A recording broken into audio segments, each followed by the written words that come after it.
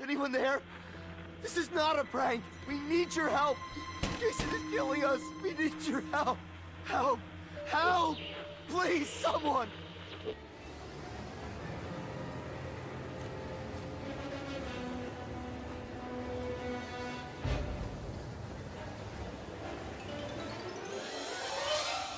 This is between me and Jason. Come on, Maggothead!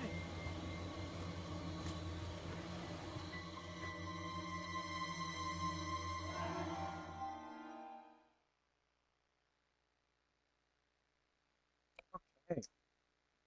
Hello, welcome back, folks. Roth here. So yeah, I'm thinking to hop back onto some Friday 13th the game. Even though the game has been shut down, the online no longer functions as it did. But I don't know. I may just like browse around the game a little bit. Even though I still have the game on Steam, and the amount of hours I put in there, not a lot compared to others. But even though I hopped onto the game a little late, did get to experience some of the online, and a lot of it has been archived. Any of the sessions that I featured and broadcasted have now been archived to YouTube for folks to see. Although a lot of the music has been heard and copyrighted, so YouTube has struck. Well, I just use this counts as what YouTube does with their music. But anyways, yeah, let's hop back on. I actually booted it up earlier just now just to see how the game would function. And yeah, we can no longer enter a lobby. Hello there, Trovo folks. So here's how it's looking. I don't think I have any way of connecting to an online lobby. Although I know that folks have modified their game to be able to connect to one.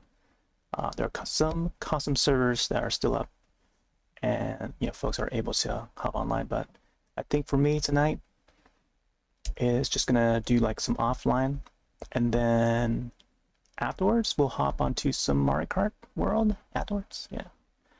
So this is a game developed by Gun Media and Elphonic, built on Unreal Engine 4. It first started out as Summer Camp, the game. It was a game that was on Kickstarter. I showed some tweets way back when they first tweeted about it. That was a night, it was like a really busy day when it comes to like game news and stuff. And not many people were talking about Summer Camp. At least, I don't know, there was like a smaller circle of like horror fans, I think, online, on Twitter around then. But until this game came out, and then I guess the hype started to build, and I started seeing more people, rattling about, this upcoming Friday 13th game. So they rebranded from Summer Camp to Friday 13th the game, and then starring in Hodder, who's the actor for Jason Voorhees, which happens to be his birthday today, June 13th, on a Friday. It's the year 2025, and yeah, happy birthday, Jason. And there he is, the big guy. So, of course, if you see the title of the stream, it's a little reference to one of the films. Came out in 1985, which is now, I guess it's reaching its 40th anniversary. So upon logging in or connecting, it says database login failure, verify internet connection. So even if you press retry, it won't go in. So this is how the game has ended up being. So we have to click offline mode, and you notice how we cannot hover over join public match or host a private match at all. We can do how to play, we can do offline play, and that's what we're about to do. Can't customize, progress, can't check our account unless we log in. We can do credits, we can do settings, cannot create party. And it shows like my character level is at 0. It was at 50 before, I think, by default. But we got to play a bunch of matches before it shut down. And again, like all the past streams have been archived to YouTube, so you can find that over on the YouTube. Search channel. I'm not sure if there's a command for Friday the 13th at all that I set for stream elements or not, but if it does, then oh, there you go. There is a command for it. So yeah, there is the YouTube playlist if folks are keen. Otherwise, you can just head to the YouTube page and find the playlist there in the playlist tab. So I guess we'll do some offline play. Cool thing about the offline play, you can enable bots, offline bots, challenges, virtual cabin. You can probably check around the virtual cabin. It's actually what I loaded up into when I tested the game up just before I hopped on live. So here we are at the virtual cabin, and the cool thing about this is that we can view like detailed bits, some Easter eggs and stuff about the films and the making of the films. Of course, it's based on the horror film. Today's also axe throwing day, by the way. There's a model of a Jason figure chasing after some teenagers. And check to see what details they have here. After the success of the first movie, Frank Mancuso Sr. and CEO of Paramount Pictures wanted to make the franchise into a serial, with each movie having a different story. It was reportedly Phil Scuderi, Steve Managian, and Bob Barsamian who insisted that the sequel have Jason Voorhees. Yeah. So I think Jason didn't start appearing until, I think, part 2, if I recall. First film would star his mother, Miss Voorhees. And then, yeah, I don't remember if he makes an appearance. Oh, no, he does make an appearance. Yeah. Towards the very end. And then part 2 he's more like grown. So it's like set long after the events of the first film. If I recall, I remember watching, I remember there was like a marathon of Friday the 13th films on, I think, USA Network back in like the early 90s. Like I'm talking like 1990, 1991, somewhere around there. And then like Chucky, you know, they would have all the Child's Play films, marathon, and also Halloween series. So each of the slashers, oh yeah, Nightmare on Elm Street as well. So they had like a whole bunch of slasher marathons, usually on USA Network. That was like the big channel that would air a whole bunch of horror films back then. And time to time, especially when it's on like Friday the 13th, they would have the marathons airing on TV. So it was like a big thing back then. So I do recall like a lot of Godzilla films as well.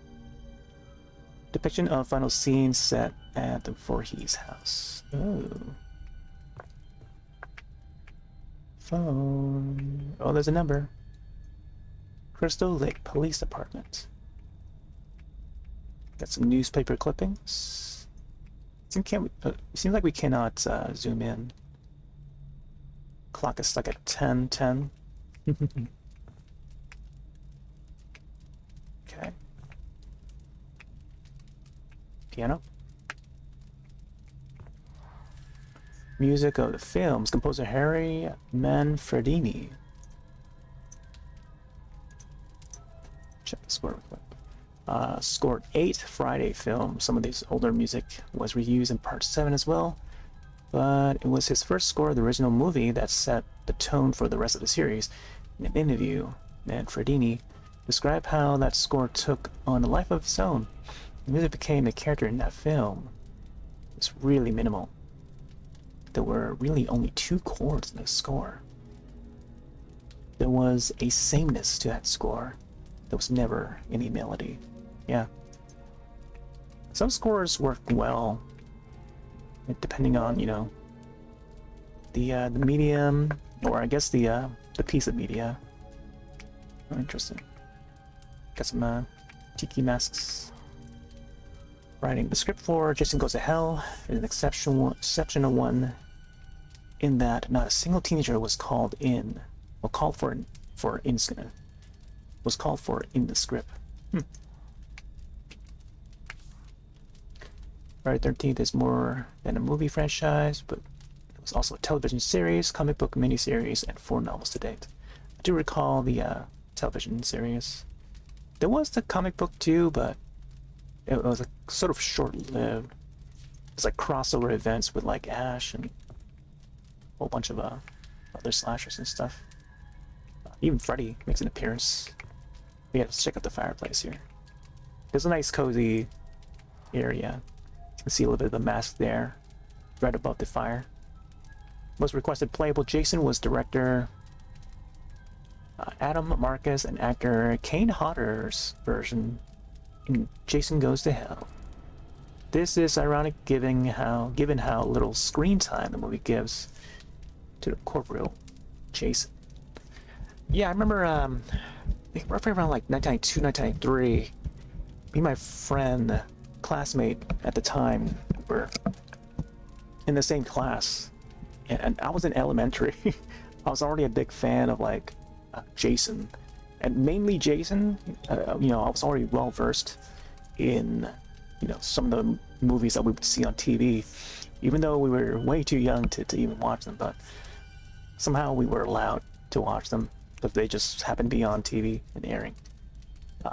But it's like the TV versions that we would watch because they would air on TV. But Jason was like one of my favorites. I think growing up, I remember drawing the character, and I was really young too. Like this is back in like 1990, 1991. So I was in like the 2nd grade, and I remember exactly which school it was, and I always remember like waiting down a hallway in line and talking to one of my friends, and we were so hyped. We both were so hyped about this brand new film, Jason Goes to Hell. You know, and it's supposed to be like the last one in the franchise, at least for a while. So this is like around like 1992, 1993, and yeah, we were so hyped, and only my friends saw it. Meanwhile, I only got to see the commercials on TV. I was like, man, I can't wait till it comes on video.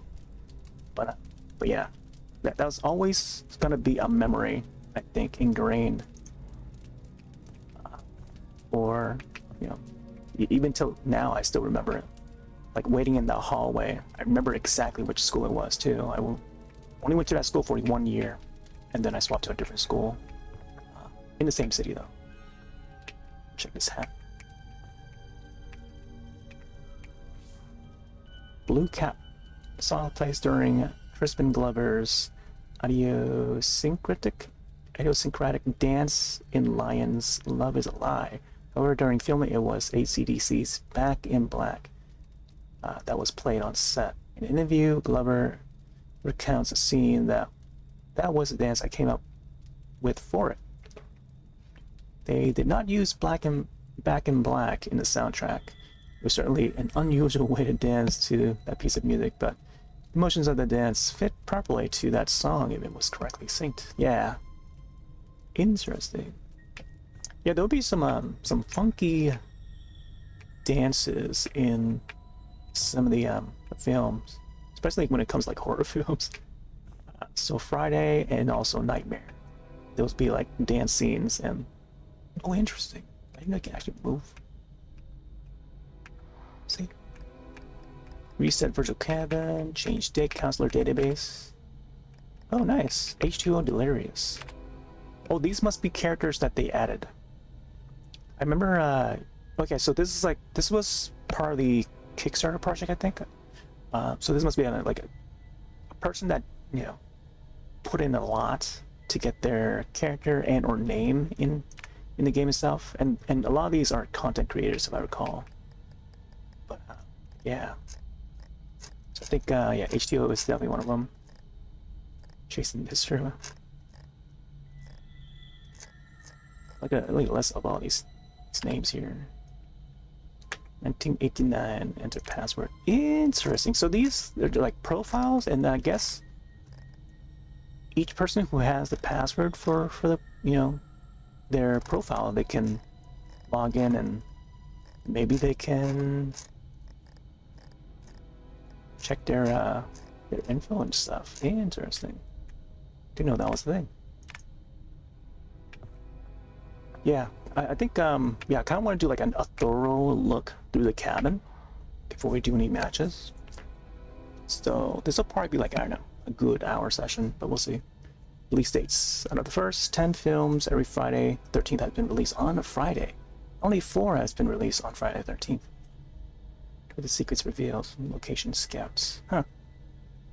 Yeah, I think the first one, the original one, was released 1980 on May 9th.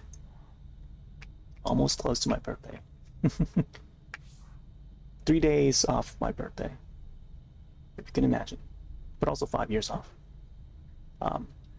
Mine was actually on the same year as A New Beginning, which is now, I guess it's, this year will be the 40th year. So I'm gonna be well, I guess I'm already big 40. But I guess the franchise would hit its 45th anniversary this year. So yeah, no, it actually already is 45 because May 9th it's already passed. Wow, yeah, that was like last month. Fashion Magazine. The role of Jason was played by at least 4 different people in part 2. And the unmasked and hairy version of Jason was played by Warrington Gillette. Yeah, Warrington Gillette. Steve Daskawas did Jason's stunts for the majority of the movie. Jerry Wallace, who is credited as the Prowler, is said to have played the role in certain scenes. Effects artist Carl Fullerton may have also appeared as Jason in the film, as evidenced by a behind-the-scenes photo. However, the very first appearance of Jason was played by costume designer Ellen Lutter in a shot of Jason's feet walking towards Alice's apartment. If I recall, I'm pretty sure it was part 2 where he jumps through the window. Like that was the final scene shot of part 2, if I recall. I'm just going by memory. But this is like an old memory that you're dating way back to the 90s. I haven't seen much of the franchise since then. Like, I'm talking like early 90s, so I'm just digging up memory from like way back when. But yeah, if I recall, I think that was like the scene at the end of part 2. And then by part 3, it picks back up right from that window shot. And then Jason gets like a new mask and stuff. Yeah, I mean, part 2 was the one with the bag, if I recall.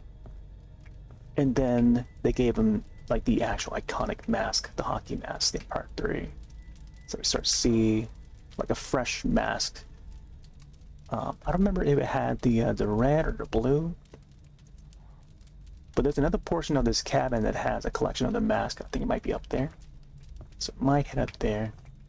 Oh yeah, this is also one of the backers that's got their character in the game itself. Oh, look at that news article there. Young Jason here. Crystal Lake Massacre. 7 camp counselors killed by a local woman in brutal mass murder. Second day of blaze, arson suspected. Part of Young Jason was played by Ari Lehman. Original director Sean Cunningham wanted to cast his son Noel. However, Noel's mother did not want her son to spend hours in a freezing New Jersey lake during the fall. Oh man. Imagine. That would have been iconic to have Noel in there. Eric J.R. LaChapa. Part of Kickstarter campaign, a certain high-tier backer would get their likeness included in the game. One such generous backer was Eric J.R. LaChapa. LaChapa's best 2 stats are repair and stealth. In-game stats or skills. Wait, you can actually rotate? Check these here. Double Vision. Actress Camila Moore auditioned for the role of Samantha When the filmmakers discovered that she had a twin sister, Carrie, they offered them both the foxy roles of Tina and Terry. This was not the first time Camila and Carrie's acting together, both having already starred in Double Mint gum commercials. Huh. Oh my gosh, this is like a parody of Fangoria? Fanzine, unless this was an actual magazine. I don't recall this one. I do recall Fangoria, and the font style looks similar. Part 3, Debbie and Andy, played by Tracy Savage and Jeffrey Rogers, canoodle in the hammock. After returning from a shower, Debbie launches in with a Fangoria magazine. Oh, there you go, it is Fangoria. I guess they just can't use the logo because copyright reasons. Big reason why they had to let go of this game. She flips past an article about Tom Savini, man behind many of the classic Friday special effects. Yeah, Tom Savini was also another character that's, well, I guess he's an actual person, but they made a skin for him in Killer Clowns from Outer Space, an IllFonic game, who made that game just after this one. Well, I guess they made other games in between, but it's another similar game where you get to play as Killer Clowns based on the movie, the 80s film Killer Clowns from Outer Space. It's now a video game, and Tom Savini's skin has been added to that, along with Elvira. You can play as Elvira, which is pretty neat, pretty fun. Unluckily for her, Jason was hiding with a knife beneath the hammock. Horror Fest. Let me check the R button. Oh, okay, so the R just like clears it away. That's pretty neat. Yeah, Fangoria Mag. I didn't get to read all of it, but I know that, whenever we visit like a convenience store or something, there would be there sometimes would be like newsstand and a bunch of magazines. There'll be like Life magazine, National Geographic, and Fangoria was one of them. But I usually go for the game magazines first, and then anything else after. But once in a while I would see that Fangoria magazine. Alright, let's see if there's anything else around here. There's probably a lot. Oh, this must be some developers, maybe? Oh, right there! Kane Hodder. Must be a fan on the side there. I wonder if... Ghost Hunters, wow. I wonder if this was a fan sent photo? And then they just happened to include a photo of them with Kane Hodder to include in the game. Which is great. That's great fan service right there. Oh snap. Oh snap. Tiffany Cox and Kenny Rado. Spring Break 1984 Clothing Pack DLC. Introduced skimpy swimsuits and a new challenge for the art team at IllFonic. Notice how they didn't capitalize the F there. In an interview, art director Cole Gray said, "We hadn't built the system originally for customization of swimsuits. We've had to overhaul how the characters function. Fundamentally, it has to do with a much larger scope of work that involves a gore system. So now we have a bunch of new clothes that work with work with the way our characters pop. Pop as in, busting out blood and gore. Our characters are essentially crash test dummies. They have to break apart at certain locations. It was a bit of a challenge. Nice. Yeah, they continue that challenge with Killer Clowns from Outer Space. Yeah, there's definitely some gore in there. Oh, can't open that one. Okay. Some more photos there. Oh, that's Darcy right there. She's also in Joe Briggs. Yeah, Joe Bob Briggs. Yeah, the show. It's on Shudder. Yeah, she's like a co-host on there. Covers a lot of horror, both modern and old. But that was yeah, Joe Bob Briggs was the guy that did Monster. Oh my gosh, I'm trying to remember the show now. It used to air on TNT. TNT was another channel that would purpleizing that. Hmm. Oh, this actor there looks familiar. I think he appeared in one of the films. Let's see. Larry Zerner played the role of fan favorite Shelley in Friday the 13th Part 3. In the movie Vera. In the movie, Vera, played by Catherine Parks, is on the docks of Crystal Lake when she finds Shelley's wallet. Inside is a picture of Larry and his actual mother. Oh, okay. Yeah, Larry's the one that is in the movie. So it's like a photo of the actor. Or I guess the actor provided this photo here. Startled by a noise, Vera drops the wallet into the muddy waters upon fishing it out. She's confronted with Jason wielding a harpoon gun. Fans know the rest of the story.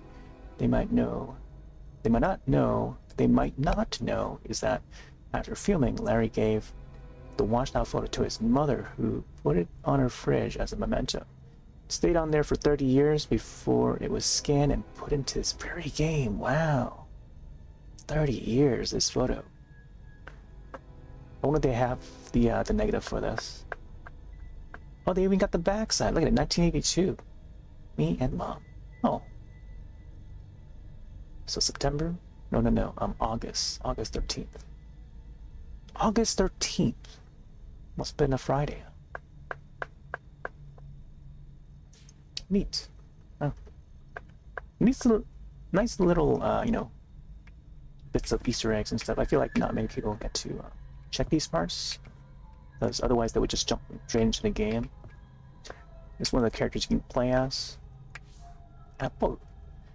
Big Apple, 3 a.m. This is the one that talks about the 8th film, Jason Takes Manhattan, when he goes to New York. From a watery starts to a toxic end. Jason spent Friday the 13th, Part 8, Jason Takes Manhattan, covered in goo. According to Kane Hodder, they put slime on him in every single shot. He was wet the entire movie. Yeah. I remember his character would shine, glimmer in all the lights reflecting off of him. Even in the bus scenes, and especially while he's like walking in the street. Where's the wine bottle? Red wine. After hooking up with Tina, Crispin Glover's character Jimmy goes downstairs for a celebratory bottle of wine. Not having the means to open a bottle, he calls out for a corkscrew. Oh right, this is when he gets, you know, poked by the corkscrew. Jason obliges by slamming it into his hand before hacking him in the face with a meat cleaver. You should be careful what you wish for in Friday film. Nice. Oh yeah, there was a Sprite can in there. I like how in this one they call it Spike. Go for a Sprite right now. Bag of chips. Let's see what's in the trash. Waste of budget. Julius and Jason's boxing match in Friday the 13th Part 8. Jason Takes Manhattan was scripted to take place in Madison Square Garden, but for budgetary reasons ended up taking place on a roof in Vancouver. The boxing scene, however, was not lacking for effort. Actor Vincent Craig Dupree, who played Julius, was really punching Kane Hodder with all his might. When it was Jason's turn, he punched Julius's head off, sending it flying into the dumpster. Oh man. Oh, did you get your knife there? Yeah, there's been some amazing kills. Practical effects, by the way, in each of the films. There hasn't been a new Friday film for a long time now. There's been a lot of fan films as of late. But, man, I think, oh my gosh, when was the last Friday film? I think of the 2009 remake, which was okay. Like, it wasn't, like, outstanding or anything. It was just, like, it was just alright. But they just jumped straight to Jason with his hockey mask look, which was alright. I kind of prefer to see, you know, a little bit of Miss Voorhees a little bit, you know, just to pay tribute to the original.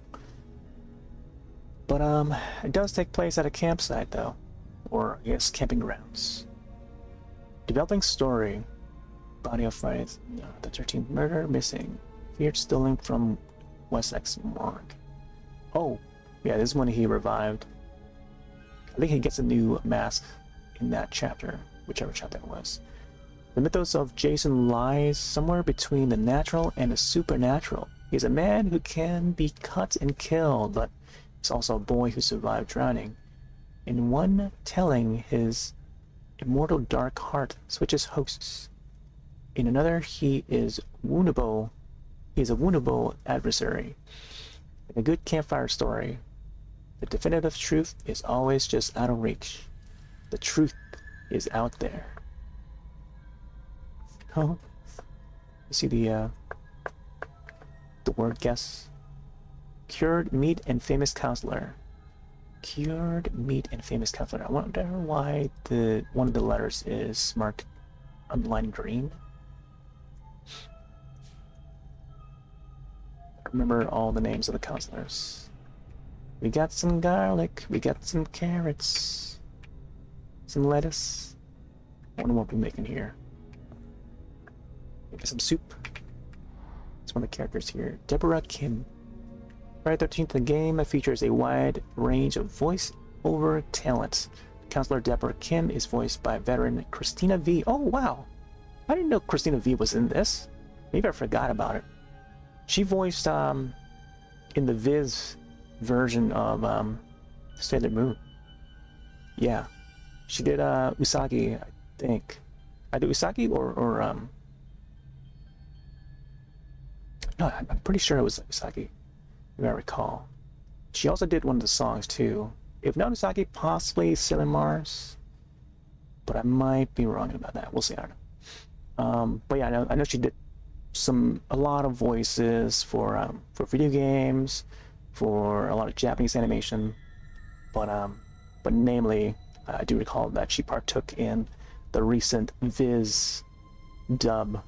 Once they got the license for Sailor Moon, I think a few years back, I think just shortly after, I think somewhere around like the 30th anniversary of Sailor Moon, she was able to participate. Hello, Jody B. Jolly B. Was helped voice many popular animated films and film projects, yeah. She goes to a lot of conventions as well. Britta Neats. Didn't know that she voiced the characters in this. Or maybe I don't know. I feel like I might have gone through the credits and I just forgot about it. But it's good to know and refresh. That's why, you know, I like to revisit, like, you know, this cabin thing. Because I don't get to do it too often, you know. But I guess since, you know, it's Friday the 13th, might as well. Next Friday the 13th is going to be in February next year. And there may possibly be some updated news on the upcoming Jason universe, who I think is now owned by Horror Inc. Company Horror Inc. So they now own the Jason or Friday the 13th franchise. So they're working on a brand new video game, and no idea if it's going to be a remake of this game, or maybe like something that's built from the ground up, brand new. It's going to be a new game and a new movie, and you know, they're pretty much just going to revitalize the franchise altogether. There's going to be a lot of new media. Let's check out the radio here.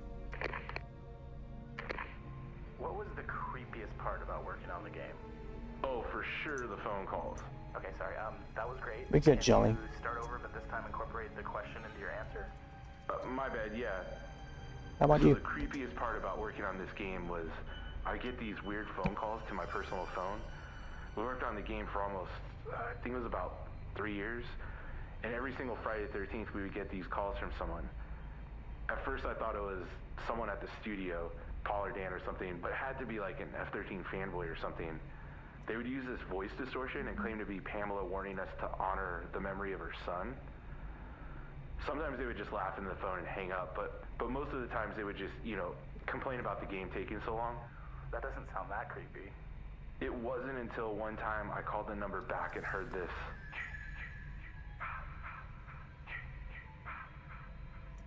Oh, nice. Get a little bit of the I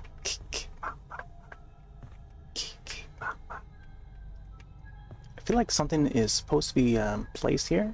Must be like some sort of statue. Maybe we get like certain achievement that would pop up. Be set in that area. Yeah, walking shoes. Jason and Kane Hodder have a special connection. Friday the 13th Roundtable, Hodder relayed a little bit of what it's like to be so close to the icon. Every time I do a convention or an appearance somewhere, there will always be at least one person that says, "Hey, do the Jason walk." And I'm like, well, that's kind of how I walk. That's a little insight. So he does have that sort of that walk IRL.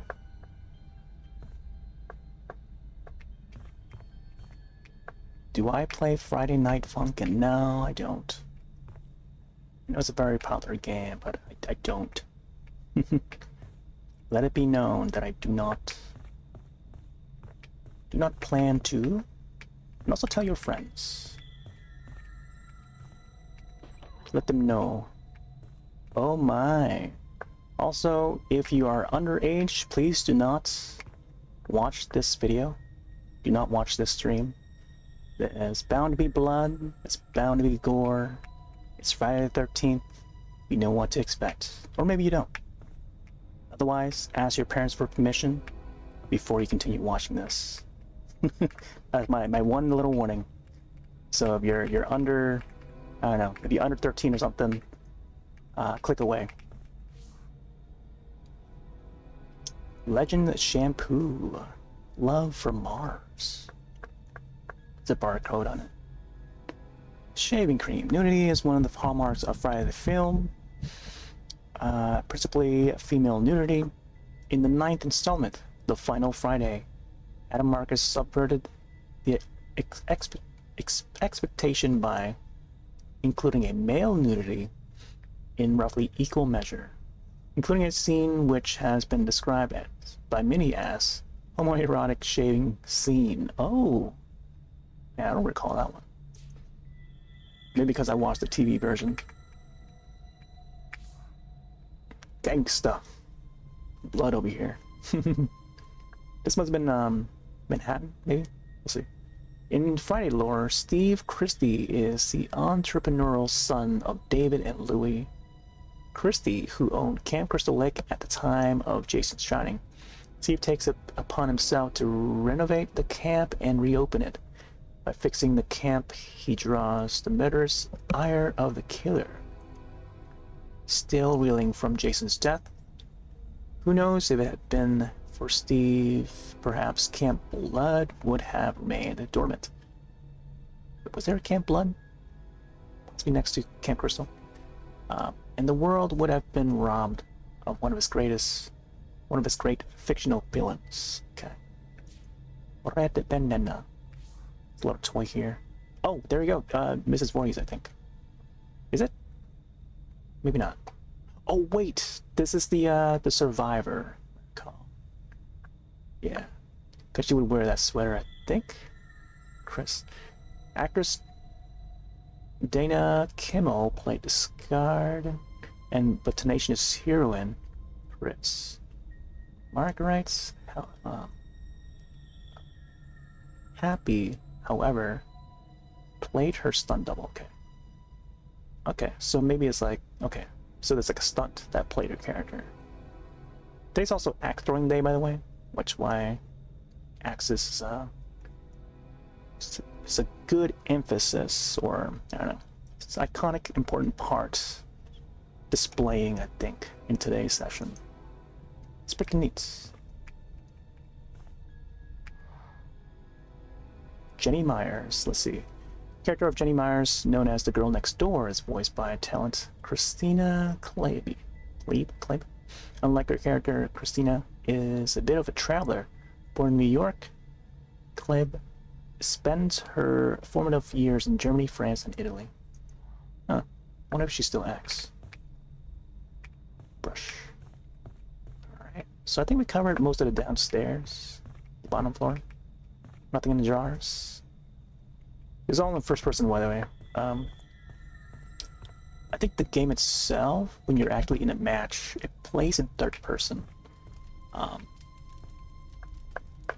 Yeah, I think the same with Killer Clowns from Outer Space. It's in third person. I think Ghostbusters in first person. Recall? I don't remember now. They also did Ghostbusters. They also did Predator, Hunting Grounds. Actually, exit out. So let's go upstairs.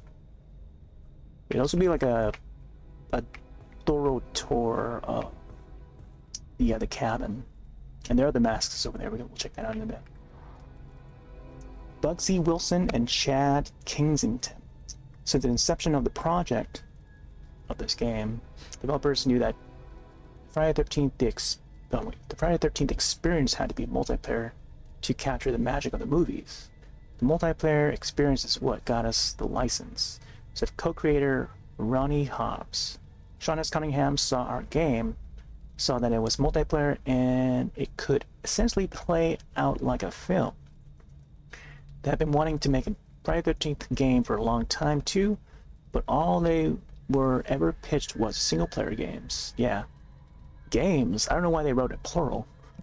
Like there's only that one game that was on NES. I remember playing that one too as a kid.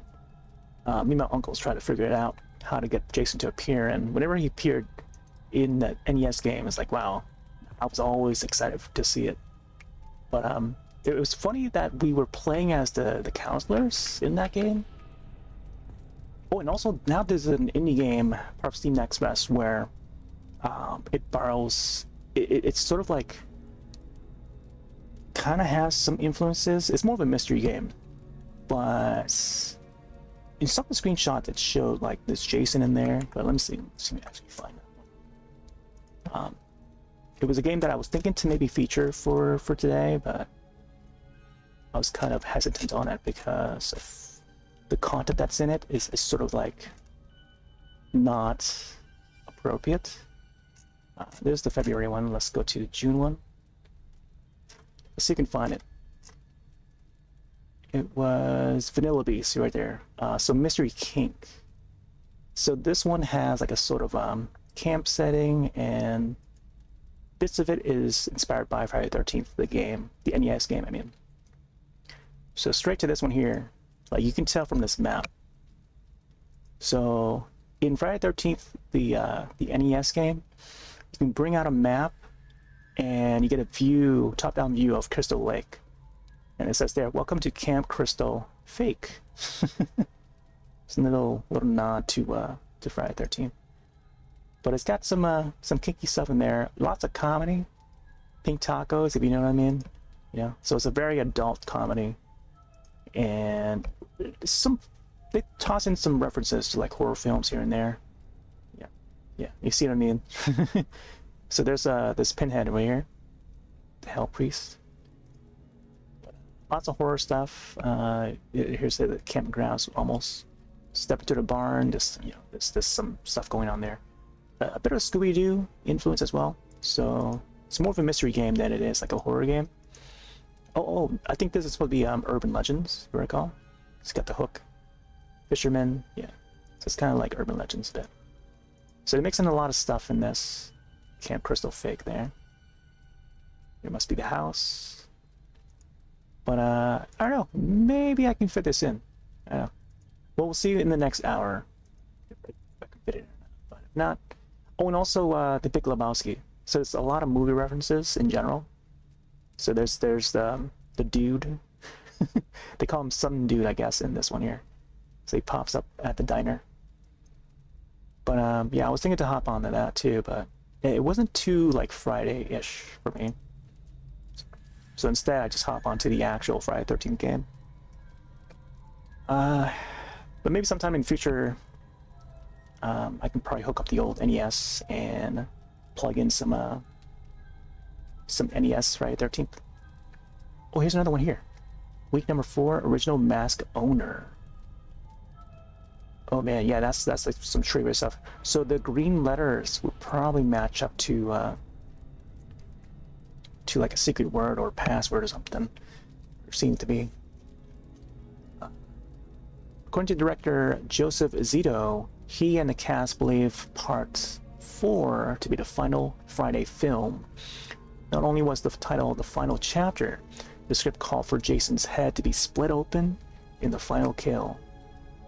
Even Harry Manfredini's musical cue for the final scene was named L'Annuetto de Jason. So, if folks recognize the last time I streamed this game was back in December when the online was shutting down. It was December, the final Friday the 13th of that year, 2024. So I named the title Friday the 13th, the final chapter, inspired by the name of the film, the fourth film. And now, it's a new beginning because we're now seeing Horror Inc. has got the Jason license, and they're planning a bunch of media to be released soon. All right, got Mug. Release on Friday the 13th, the game was slated for early 2017 timeframe that managed both to be wide and for some fans vague. This ambiguity caused quite a bit of an energy to be directed at Gun Media, and in particular at the community manager Ben Strauss. It's actually become a meme within our community, said Strauss. Someone sent me a mug that said early 2017 on its in Friday the 13th fonts. Oh, I don't see it marked on the mug. Okay. Yeah, it was slated for 2017, but I think it released in 2018, like a year after. Might be wrong about that. So here's the masks, mask display, collection of masks that Jason wore from the Friday the 13th series. Don't seem to have all of them collected yet. 1, 2, 3. So there's 3 missing. Maybe there's another row down here underneath the current ones we see. But that's interesting. Bird Cage, Carmine's Moose Lodge, Crane Cabin. Oh yeah, I like the blue one. This was this part 4? I think part 3, part 4. Well, I can actually see the inside too. This one was pretty fresh when I saw it in the movie, and I liked it ever since. But normally, he would have the red triangle at the top of the head. Corey Feldman was slated to reprise his role of Tommy Jarvis in this film. Unfortunately, being cast in 2 Steven Spielberg's movies led to scheduling conflicts. Compromise was reached in which the child actor would appear. So I think back in 1985, there was the final chapter, but Corey was also in The Goonies. I think that's what's referencing here is the Steven Spielberg movie. And also something else, I forgot what it was. I know that The Lost Boys, he was also in The Lost Boys, but that was 1987, I think. Yeah, the Vampire Lost Boys. But he was in so many other movies though. Corey Feldman and Corey Haim, those two, the 2 Coreys. The Silver Bullet was a great Corey Haim film. I mean, Corey Haim was the big main character in there, the kid in that film. It's about a werewolf that was more based on Stephen King novel. I'm trying to think of others that Feldman was in, but he was also in this, the final chapter, if I recall. Or was it? I don't know. Now I'm questioning myself. Director, was he only in the opening sequence? Yeah, he was in the opening sequence with the yellow jacket, with the yellow raincoat. I remember that the most. Director Danny Steinman arranged for the crew to set up in Feldman's backyard. Oh, right. They filmed that in his backyard. I remember that. They put up extra bushes, had a rain machine, and shoot in 2 hours. Yeah. I remember that. I mean, I just remember scenes. And it was like a rainy scene, and he's got his raincoat on, the yellow raincoat. All right, now, okay, we start to see like the progression of the masks, and it continues throughout the film. So like he would get an axe to the head, and the mark on the mask would remain in each film after each sequel. So some of the markings on the mask would come off, like the red paint and stuff. It was sometimes like swapped to a different location and stuff, you know. But we see like progression. It's like we start to go from here. First it was like a fresh mask like this, unless it was a different mask. So maybe it went from here, axe in the top right, and then there would be another mask, and then later progressed to this here, the axe mark or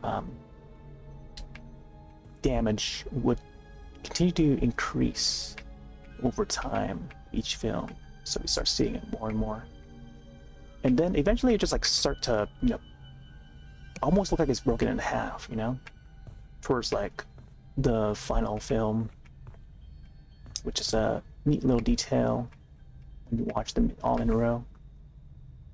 One of the most emblematic moments of this movie was a scene of Jason in Times Square. Kane Hodder, who played Jason, stayed in character the whole time. There were hundreds of people on both sides of the streets, and street watching the filming. With one quick look from Jason, the crowd would scream, cheer, and go wild. Nice. Man. There's gotta be some behind the scenes footage of the filming of Jason Takes Manhattan, which not a very well loved one. I just find it funny, you know. It's just a fun film, and having Jason in the city, you know, it's just hilarious to see. And there's a good scene with, I think, Kelly Hu. She had a dance scene in the club, but she gets brutally murdered in that scene. But it was surprising to see, like, you know, an actor like Kelly Hu appeared in that. I believe it was Kelly Hu, but not there are not many Asian characters in the franchise at all. It's just that one occasion I think they actually had an Asian character in there. Let's see, mask. Tommy's fascination with the mask served multiple purposes in this film. They served as homage to seminal special effects artist Tom Savini, as well as adding a darker layer to Tom's character, providing an omen of things to come. According to screenwriter Barney Cohen, they also made a philosophical point about horror that is contagious. The horror that Jason dispenses can be passed on to anyone. Yeah. I think this was Jason Goes to Hell, if I recall, that they were referring to. So the guy wears his mask or something like that. Jason's mask is almost like the same as like in the Nightmare films, Nightmare on Elm Street. If you wear Freddy's glove, you become the new Freddy. Or you become the new Freddy. And I think that happened in was it part 2? Nightmare Part 2? Like as early as the you know, the first sequel. So the same goes for Jason. And I think they did it first in Friday. So he wears his mask, you know, and then you slowly become like the well, I guess they also, there's another different one, Jason Goes to Hell, where they do that worm thing, which I feel like not many people liked, but yeah, they did it. I mean, it was a different I think it was a different director or a different writer that wrote that one, but yeah, like another side story where it turns out to be like a worm, you know, that takes over the body and stuff. Next, the film featured a recasted Jason. Filmmakers discovered a 6'3", 250 pounds nightclub owner named C.J. Graham. Graham was part of a hypnosis stage show whereby a magician would put audience members in a trance and ask them to imagine they were encountering Jason Voorhees. Graham would dress as Jason and scare them in the middle of the hypnosis. The production team was impressed and cast Graham as Jason for the movie. Wow, interesting.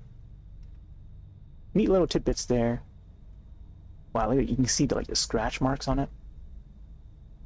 Definitely has been places. Yeah, it's pretty cool. Yeah. I was a big fan of the films as a kid. More so Jason, but I think like once I entered high school, and this is like early 2000s, I start to revisit some of the Nightmare films, and then I start to like realize, oh man, the whole thing about dreams and stuff, and how, you know, Wes Craven, and I was a big fan of Wes Craven as well, but I didn't really get to like really check out his work too much later. Although I was a big fan of Shocker, 1986. I would watch you know, both Friday, Nightmares, Halloween, and Shocker was a big one, I think, for me growing up.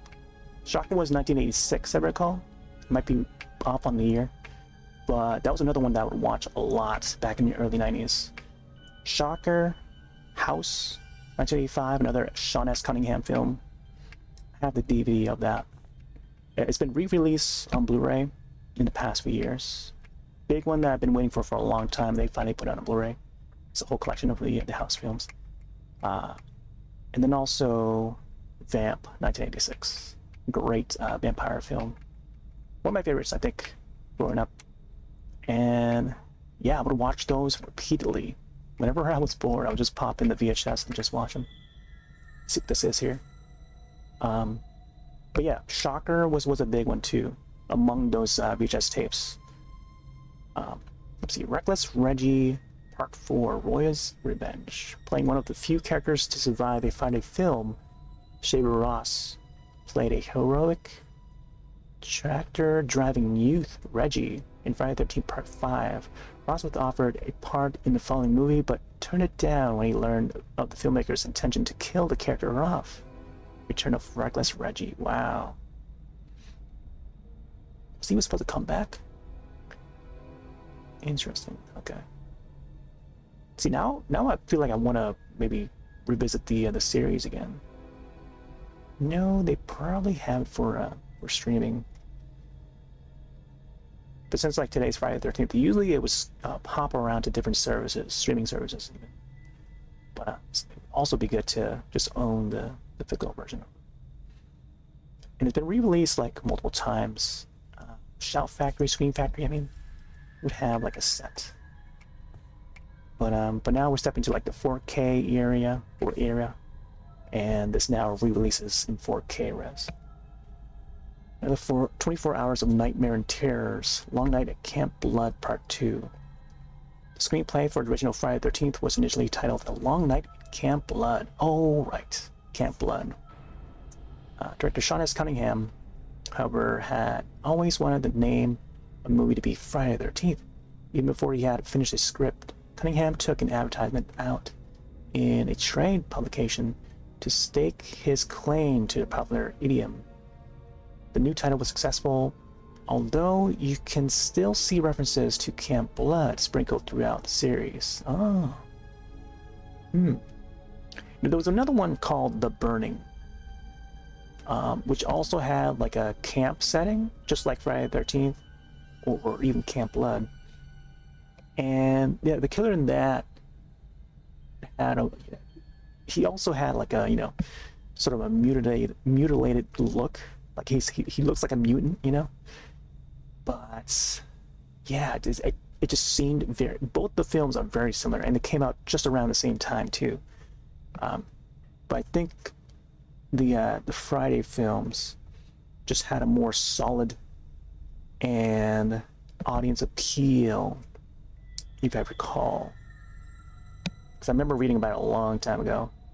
But the other film, The Burning, sort of came and went, but it didn't have any sequels on it. It was just like that one outing, and I think it came out the same year, if I recall. Although I think the concept was initiated with The Burning. If you look up The Burning, you can see the poster for it. Might be available for streaming service, but I remember either Arrow Video or Scream Factory had done a release for Blu-ray. Also, there's another camper that's like sitting out at the dock over there. Let's hope they don't get grabbed by Jason. Newton Super Flea Market.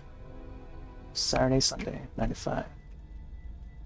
Call for a chance to win a free cruise. Nice. Pakanak Lodge. Okay. How many birds these are? These look like a either a blue jay or a cardinal.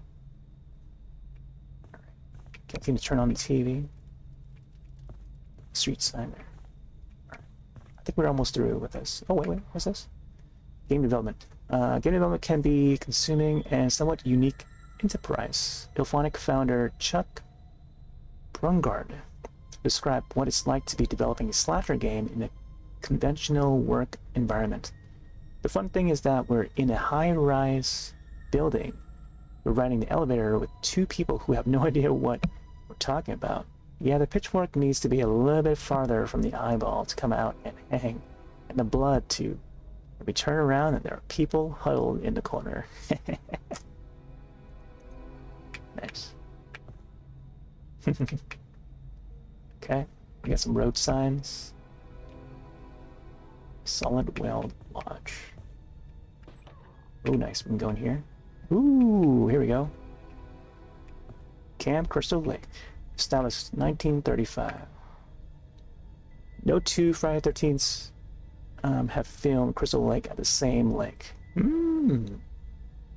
Different lake each time. Oh, here's the weapons. Yep. Harpoon, pickaxe. It was a frying pan at one point. Okay. When it came to creating kills for Friday the 13th, the game, Gamita knew they needed expertise. Who better than man to help create the slasher genre? So they brought on legendary practical effects guru Tom Savini. That's what I did in the Friday movies, said Savini. Creatively kill teenagers in the woods with household implements. It's a living somebody. It's a living. Somebody has to do it. Okay. There's a wrench as well. Jason turned many implements into tools for murder. However, some of the most censored kills have been from unarmed combat. In part 6, Sheriff Garris is bent backwards and broken in half. It was a bloodless kill, but nonetheless was the one that the ratings board had the most trouble with, finding it too intense.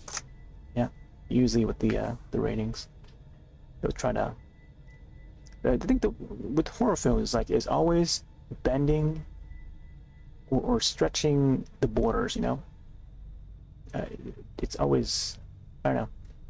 It's always trying to bend the rules a bit. You know, and stretch out as far as they can when it comes to what is allowed on film. But it's more limiting in the American space, except if you're making a film in Asia, the limitations are a little. You can do a lot more internationally than within the American rules, which is why a lot of international horror is capable of doing a little more, showing more special effects and stuff, more gore in general. Filming Friday the 13th can be a risky affair during the final sequence of Part 2. Ginny, played by Amy Steele, is defending herself from the pickaxe-wielding killer. In one of the early takes, Steele, armed with a machete, sliced stuntman Steve Daskawis' fingers, sending him to the emergency room. Ouch! Once he returned, Daskawis filmed the remaining takes with a prosthetic covered on his hand. Wow, man! What if that guy still makes it to conventions? People can see his hand. Oh, here's the iconic spear. In the early films, filming Friday the 13th movie has always carried a certain amount of risk. Director Tom McLaughlin found this out hard way when he cast his wife Nancy in Part 6.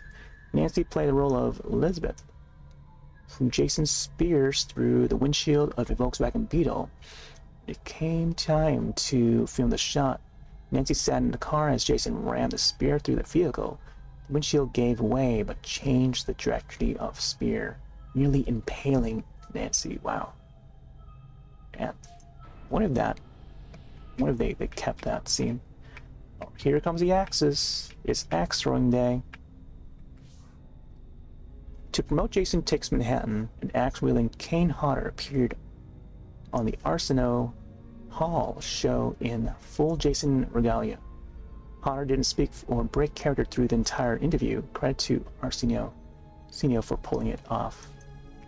It's a red firefighter axe.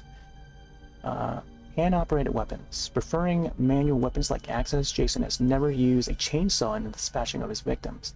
Chainsaw was, however, used on Roy at the end of Part 5.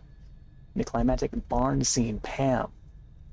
We have Pam Voorhees, played by Melanie Kinnaman, who recently passed away, I think? Yeah. Fights off her attacker with a chainsaw, slicing his shoulder to the bone. Oh.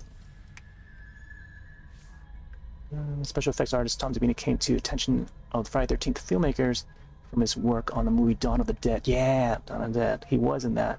He was actually one of the main villains, I think, in that Dawn of the Dead film. That was the one with the mall. Which, the skin for that particular Tom Savini character in Dawn of the Dead has made its way over to Kilograms from Outer Space. And you get to play as him, which is great.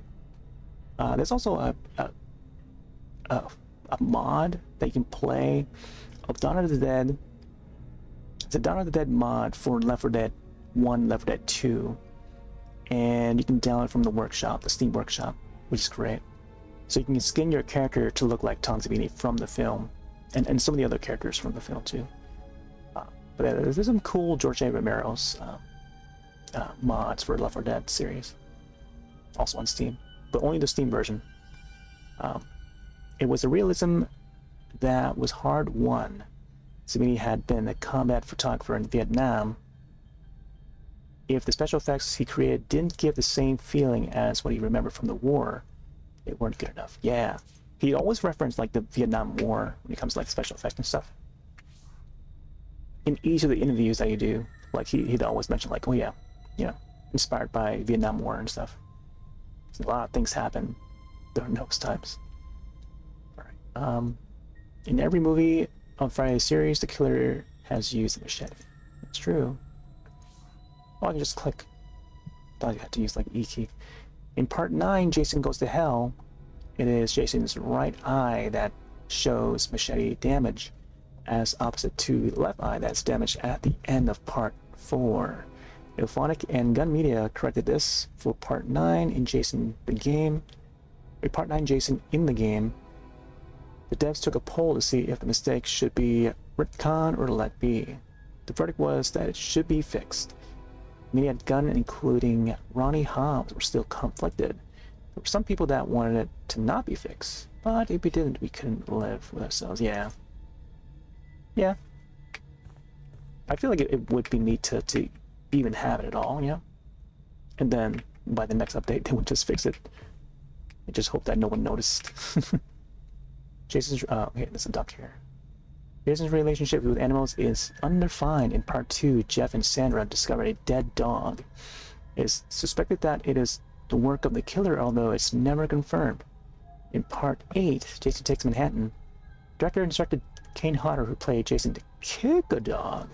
Kane Hodder, however, refused, saying it wasn't Jason's character. I have to see the credits of that one. Yeah, maybe that's why a lot of people hated that one. Because he actually kicked a dog. I'll have to watch that one again. Jungle Gym in front of the Voorhees residence that Jason and protagonist Stephen Freeman fight on is the same jungle gym Alfred Hitchcock used in 1963 for The Birds. Yeah. Oh, it's the same jungle gym. Okay. Huh. Wow, same as The Birds, huh? Sleeping bag. Oh, here's the iconic one. They don't show it rolled out. This is like a rolled sleeping bag already. Part 7 is perhaps the most censored Friday movie of all time. One particular kill that the MPAA sent back for several revisions was the infamous sleeping bag kill. In the movie, Jason, played by Kane Hodder, had to pick up a sleeping bag stuffed with heavy dummy, 20 additional gallons of blood, slammed it against a tree. Hodder struggled to make the stunt believable, and was relieved when the ratings board limited the scene to good tree smack. Nice. Why is there a generator here? Maybe, oh yeah, the generator was also part of the sleeping bag scene, if I recall. Or the camping scene. The trespassing sign. Oh, pitchfork. Besides Bill's impalements in the original Friday, there have been several characters that Jason has affixed to walls or doors or even rafters. The biker gang character of Fox, played by Gloria Charles, was impaled in the neck with a pitchfork and left to hang from the second story of a barn. The pitchfork was real, but made so that the two prongs in the middle were collapsible. Oh man, I remember.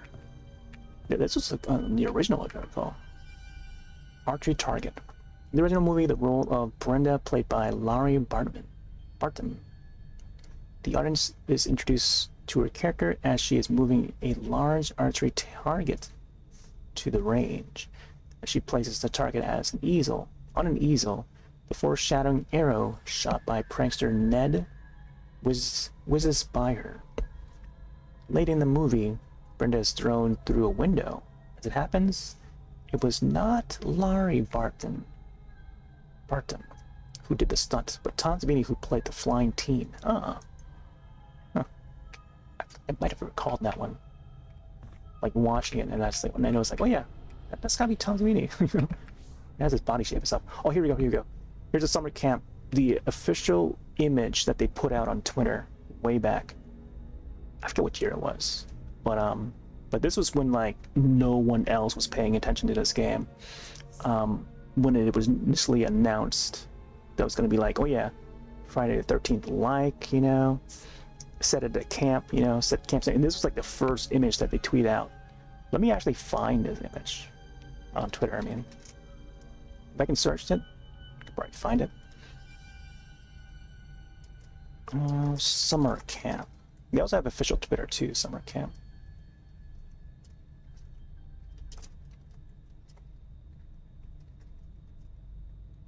Even before they had the license to the developers at Gun Media intended to write a love letter to the Friday series, and knew they needed the Legends to do it.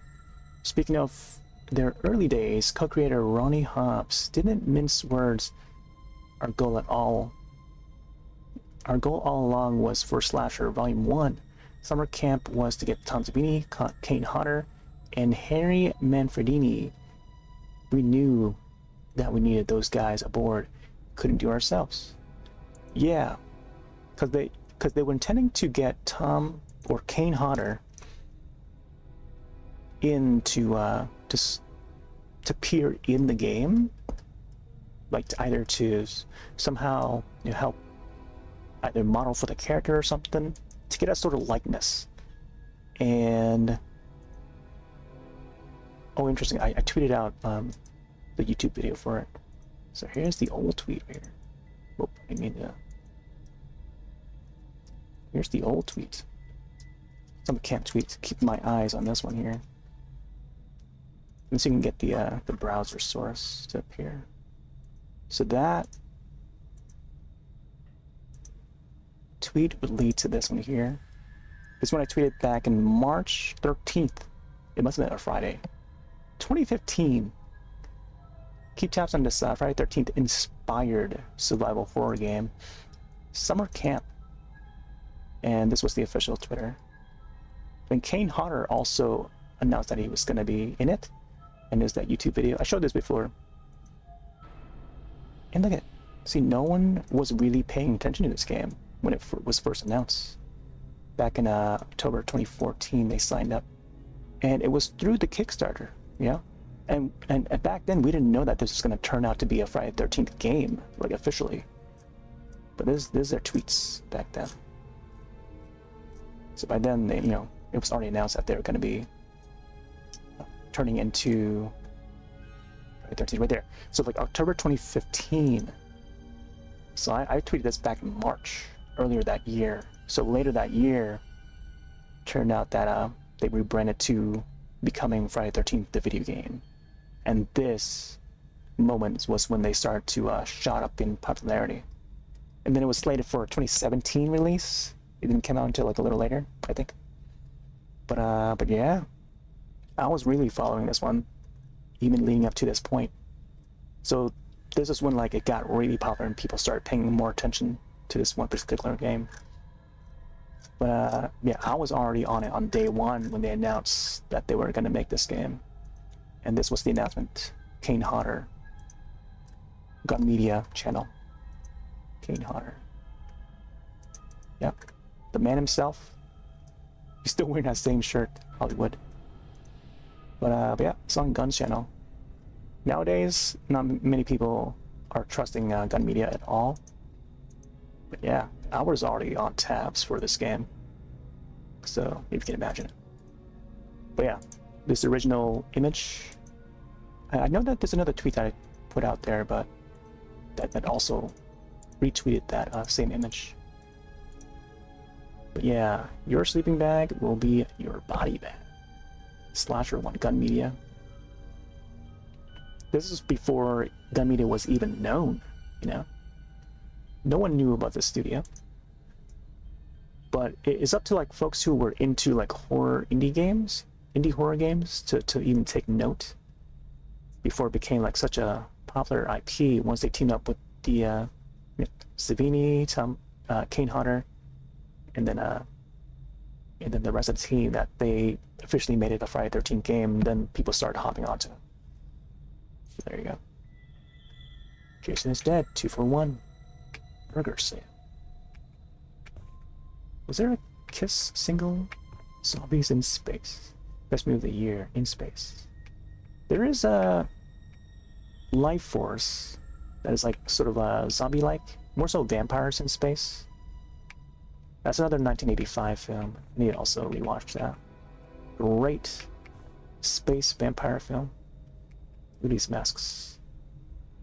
Wow, these guys look like ghoulies, or even Ghostbusters 1. Kind of remind me of ghoulies from the movie Ghoulies. Murder Strikes Cafe. Cafe owners and wife found slain. Friday 13th Part 3 in the first movie is the first movie in the series to break the date implied in the title. The film picks up the day after the events of Part 2, making it Saturday the 14th. And while there are a few scenes on Saturday, the majority of the film takes place on the following day, Sunday the 15th. Yeah, Part 3 is when they pick back up from Part 2. Tom Jarvis's desk. The role of Tommy Jarvis is one of the few reoccurring protagonists in the series, showing up in 3 movies. Albeit, did I misspell that? Played by 3 different actors. Young Tommy's interest in masks serves as homage to Tom's meaning. Oh, yeah, that is true. Like the skeleton there. Radio call to Tommy Jarvis. Through the series, Harry Manfredini's iconic has been used to underscore Jason's presence. In Part 5, the Sonic moniker is subverted. Tom Jarvis, driven mad by hallucinations of Jason, rises from his hospital bed as a VO whispers, "Top, top, top, top," as he opens the drawers to see hockey masks waiting for him. K is for kill and ta is for Tommy. Ta, ta, Tommy. Nice. There's like a different variation of that. You've been drinking behind the wheel. Well, get behind the wheel. Oh, there's the bear trap. The novel Friday 13th, Hate, Kill, Repeat, sets the stage for the FBI sting that occurs at the beginning of Part 9. In the epilogue of the novel, FBI discovered that Jason does in fact exist and goes about setting a trap to send him straight to hell. To hell. Ooh, army knife. Throughout his career, Tom Savini has been called many things, perhaps most adoringly, the Sultan of Splatter. Dev Ronnie Holmes gave the rationale for the adulation this way. People always say there's a million ways you can slice a throat, but only one right way, and that's the Savini way. Combat knife. That's got a Rambo knife. Same knife that Rambo uses, I think. Kane Hodder did the motion capture for Jason's kills. He is known for his intensity and dedication to his craft. For some of the weapon kills, the mocap team created a dummy for Hodder to physically hit with rubber bats. According to developer Ronnie Hobbs, prom quickly arose. The dummy didn't last a week. Every morning the people would be duct taping it back together because Kane would just beat the shit out of it. Ooh, there's a pipe too. Like how it has like the handle on it. Tom Savini, whose guidance helped shape the kills in 2 Friday the movies, as well as Friday the 13th, the game always anchored his special effects in the real world. Can't be preposterous, said Savini in an interview, because you won't believe it. And while the realness of practical effects come at a cost to time, resources, and ingenuity, for Savini it was always worth it. Did I scare you? That's what I do. Ooh la la. Pants off. Pain hard. It's a matching color. Was it spray paint? Climatic fight of part 6. Jason pulls Tommy down to the bottom of Crystal Lake, underwater, where the metal sign for Camp Crystal Lake with the word blood spray painted over Crystal Lake. It is an homage to the title of the original Friday the 13th screenplay, The Long Night at Camp Blood. More paints. During the sequence where Jason chases Rennie and Sean in a subway car, 2 spray-painted slogans were clearly visible. Jason lives and Clayton lives. First is the tagline of the sixth installment, and the second is shout out to the brand that director Rob Hedden was in his youth. Just like magic. Oh, another spear. Many kills in the game takes their inspiration and origin from the movies. The kill where Jason spears the counselor in the face, for example, is reference to Volkswagen Bug scene with Nancy McLaughlin in part 6. Check this flare gun. It even has a flare on it. Among the most interesting deaths in part 5 was the road flare death. The scene of 2 greasers, Vinny and Pete, are stranded along the road in the woods. Common enough occurrence in the world of Friday the 13th. Jason ambushes the 2 and shoves the road flare in Vinny's mouth. Oh, right, I remember that one. For the special effects shot, they made a latex version of Vinny's head and jammed the road flare in his mouth, making a horrific red glow. Yeah, that part was pretty cool. It's all flaring up and stuff. And firing. What, that's Jaws right there? Stop the slaughter. So this is... Oh, this must have been around... You know, back in like the 80s, like... Or maybe even like in the 70s and then into the 80s. There was a thing about like... sharks, you know? Because long after Jaws film, like it was still going where people were hunting sharks out in the ocean, you know, just for sport, due to the film, you know. And then there was like a thing where, you know, people were trying to protect the sharks and stuff. Yeah, and it's the same thing for killer whales. So that, you know, there have been movies about like killer whales and stuff. Check the spray can here. So it seems like a lot of spray cans and different items. Med spray. Alice, the heroine of the first movie, was played by Adrienne King. Adrienne? Her appearance in part 2 is cut short when Jason shoves an ice pick through her temple. The collapsible ice pick prop was not checked properly, and one and on take one, did not retract. Thankfully, King wasn't injured and didn't need any med spray. Another one here. After menacing crew of the Grendel, Jason is shot to death by the android KM-14. In half a body and half a head, Jason falls into Nanomed Bay that super heals the killer. With future technology, Jason was reborn as Uber Jason. This is a reference to Jason X. Same bloodthirst, but deadlier, nearly indestructible, and with limited movement for actor Kane Hodder. The full bodysuit looked sharp, but had a limited range of motion on account of all the metallic pieces. Yeah, that was like a very different Jason. I remember not many people liked that one because it was so different. It was so sci-fi, but I think nowadays more and more people continue to enjoy that one. I remember watching that one on TV, and it was on Sci-Fi Channel of all the channels. So different. But I think over the years, I think it's good to, I guess with all the special effects, like there was an era where like horror films like took a toll with like CGI effects, you know. So that's why like the popularity of like a lot of the older films, like the 80s era to 90s era special effects were practical, you know, done practically. And I guess like even Jason X was seen as, oh yeah, they used special, you know, it was real practical effects. And like into like the 2010s, there's a lot of CGI stuff.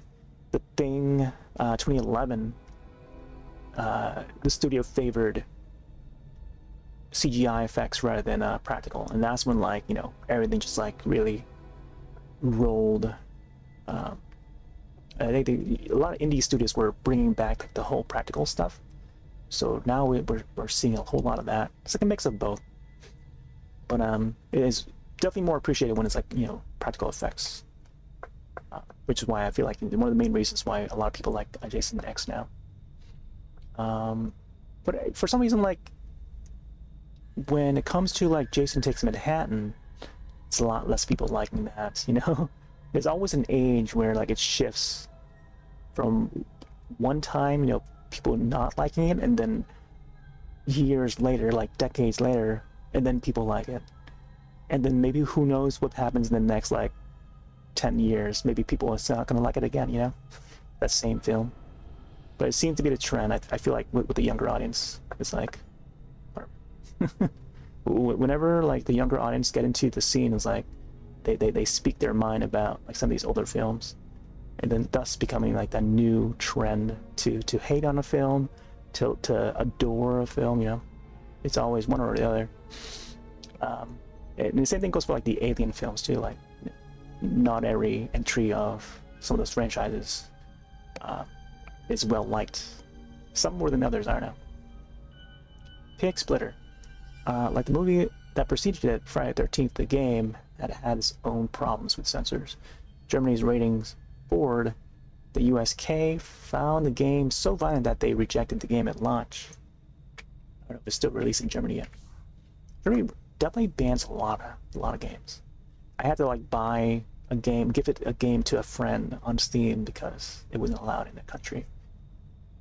Nophonic and Gun Media found the player feedback from the beta build to be invaluable toward balancing the game.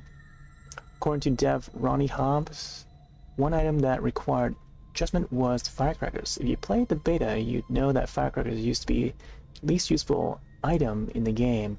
They were designed to be a deterrent to fool Jason. You could throw something down and he was using his sense. He was using sense.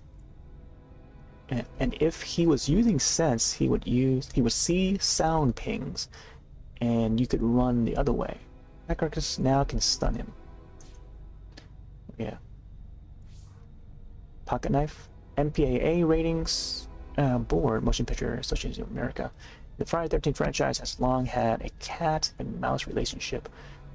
Director John Carl Buechler has publicly vented his frustration with the amount of footage that had to be cut to attain an R rating. For Bushler, the gore had a purpose, comparing the removal of it to be telling a joke without punchline. Yeah, I don't remember if any of the cut footage had made its way for the Blu-ray release when Scream Factory did it. Oh wow, they broke the shotgun. Interesting. I forgot which one had that one. Alright, Hagen's Haven. Oh, got the boats. Oh, this must be the boat from the original film. Let's see. Iconic stinger in part 1, where boy Jason springs from a lake helps spawn a franchise. According to the special effects legend Tom Savini, the origin of the scene started as a conversation he had with director Sean Cunningham. Savini had just seen Carrie, Stephen King novel, turned into film, and had been impressed with the stinger at the end. He suggested that the killer had died and the audience was relaxed. Boy Jason should jump out of the lake and attack Alice. Cunningham agreed, and the legend was born. Yeah, that was a great one. Great that he added that, and it was thanks to Tom Savini. Gosh, you see the sleeping bag at the bottom. Matches with the blood. I also changed the color for the me avatar a bit. So yeah, just some color rearrangements just to fit the day. Here's the bed. Just like other movies in the series, Part 2 had a difficult time receiving an R rating from the Motion Picture Association of America. An X rating was only avoided once 48 seconds had been trimmed. One scene had raised the ire of censors, particularly was the murder scene of Jeff and Sandra, impaled by a spear while having sex in the bed. Yeah, this was done. I thought they included this scene. Maybe the version that I saw much later must have re-added that scene or something. Or it could have been like a deleted scene.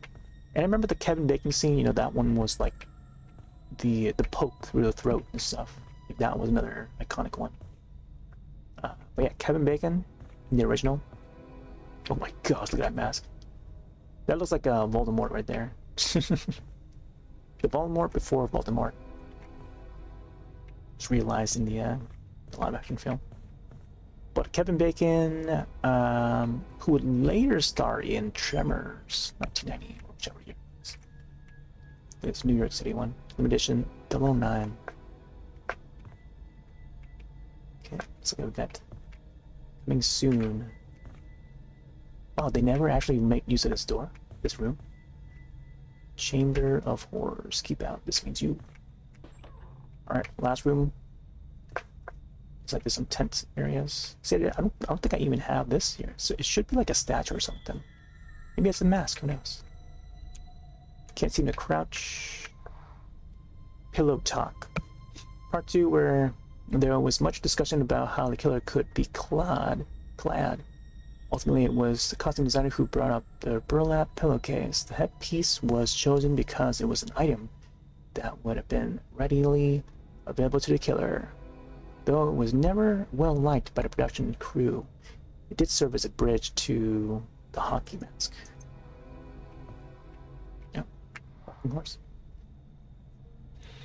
Child's rocking horse. One differentiating elements of Part 6 is that it is the only movie in the series to feature children at the camp.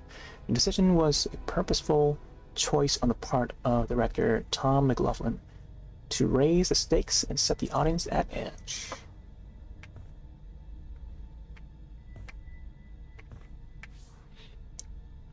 On the report, John Shepherd played the shell-shocked Tommy Jarvis in the 5th film, A New Beginning.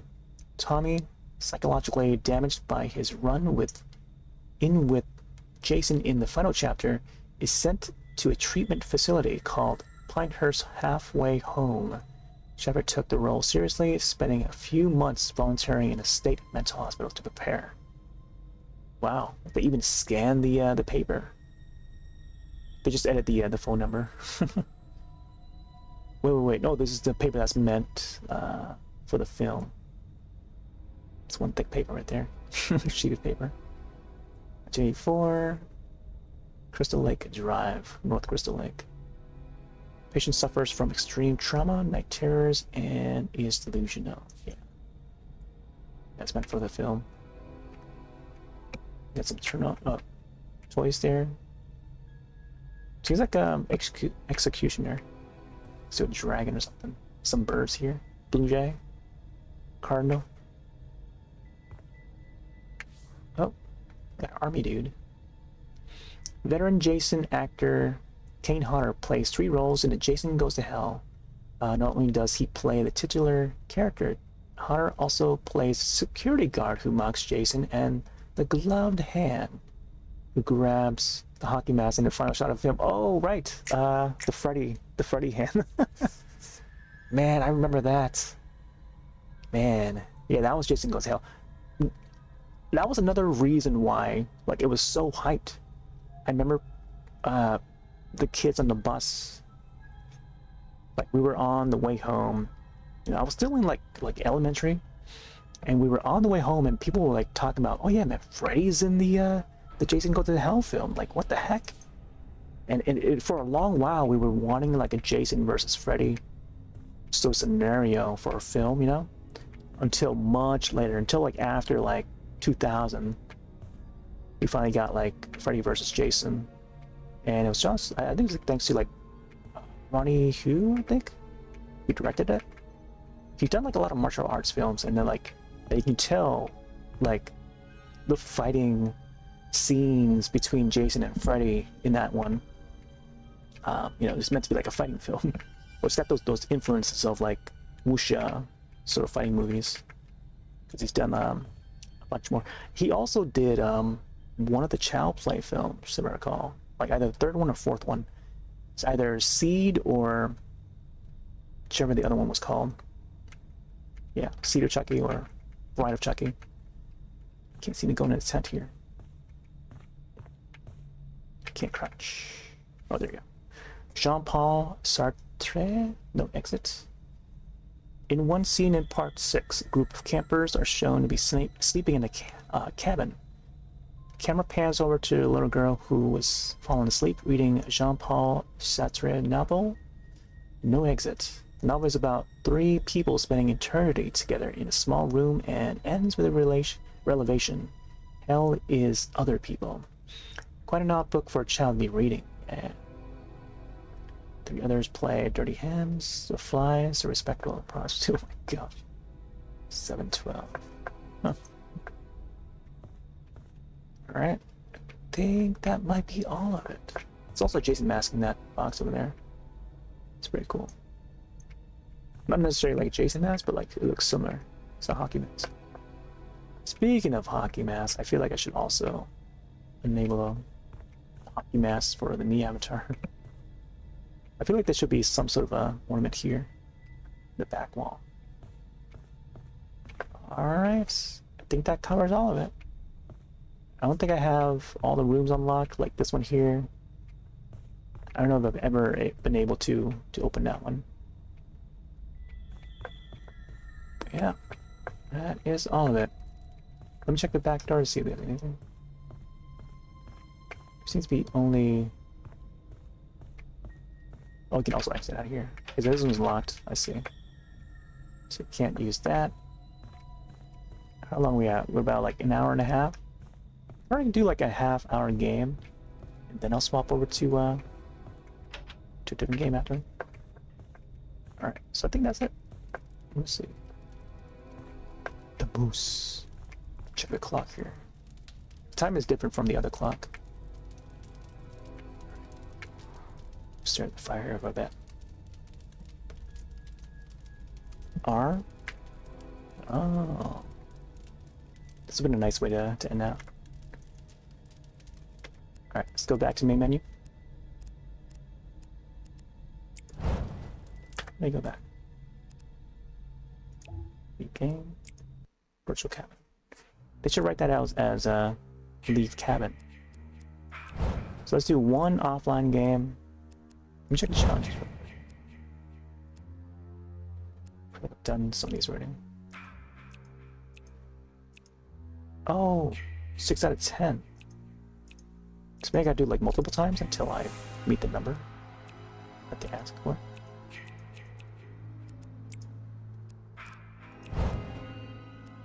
Alright, let's go to Crystal Lake Small. Oh yeah, so I enabled the retro Jason. Lock? What the heck?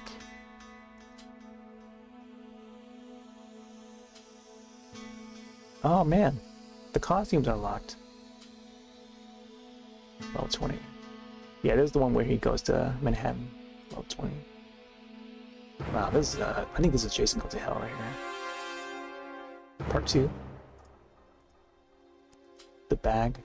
Remember the director, or whoever was in charge of that film, Friday 2, regretted putting the bag over Jason's head. So they sort of fixed it in the part 3. So let's go with this. We'll keep it to the axe, I guess. What other weapons do we have? Just that.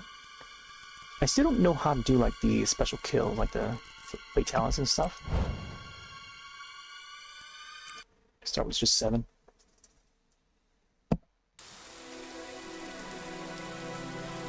Yeah, we'll probably do like a couple matches, and then we'll swap over to switch to. Yeah, we'll show that guy's face. Good old retro Jason from the NES game. Oh, so we can get They're the here, mask Jason. again. Find them. Let's get a look at him. Hockey mess enable.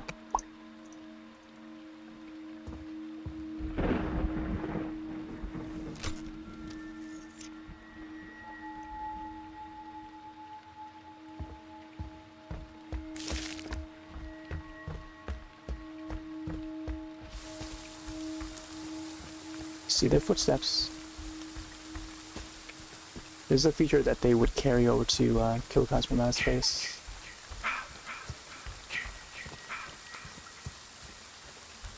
Sense their footsteps.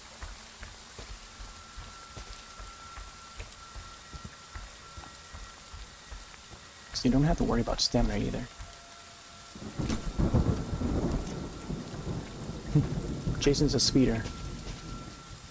He'll speed up when he needs to. When he wants to. It's also good to take out the light for each cabin.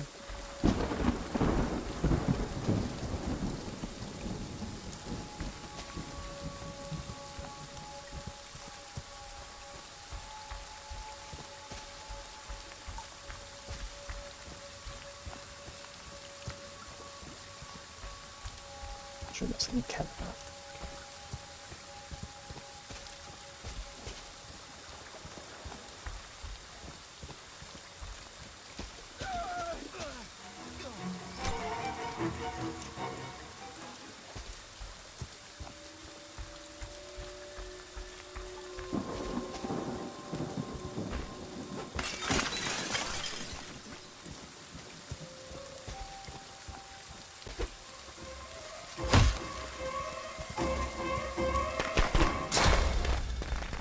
Take you from me, Jason. Don't let them. Shift is available.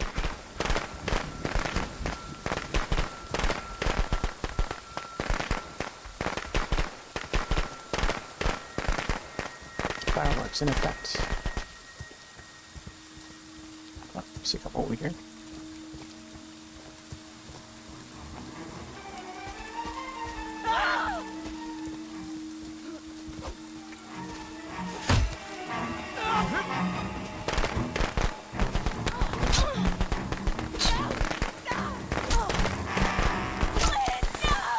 That's my boy. Hunt them down and make them pay.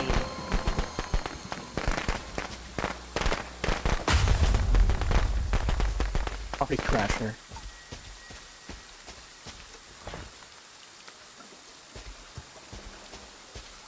Could also toss a knife.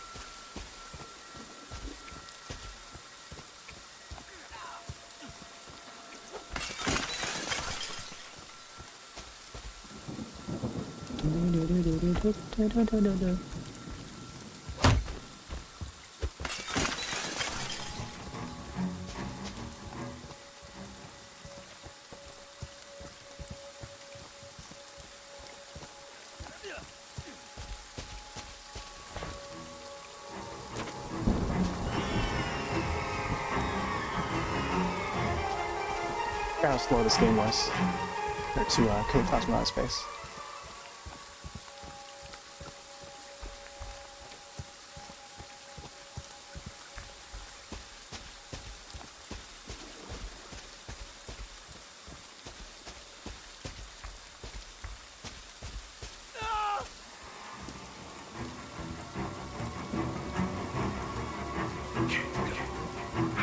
Please, no! Help me! Please, anyone!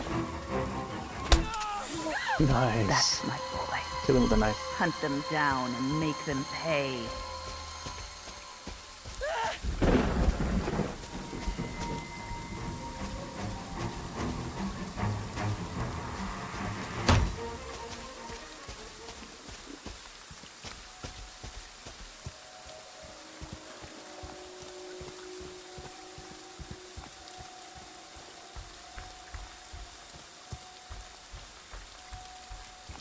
Hello.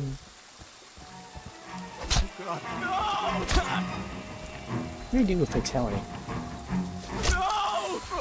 They deserve to die, Jason. There'll be some Make them some suffer. fatalities that you can do, or like start up in a cinematic, up close cinematic. It's a neat thing that the Ilphonic style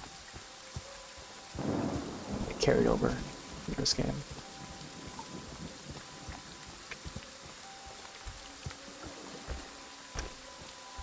Let me try some of the moves.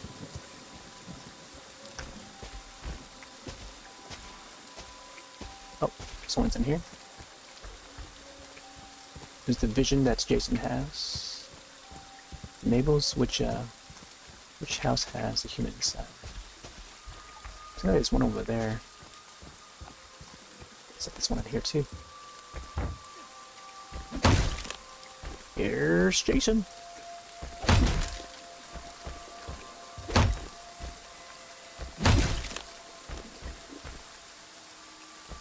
I don't think the weapon can break either.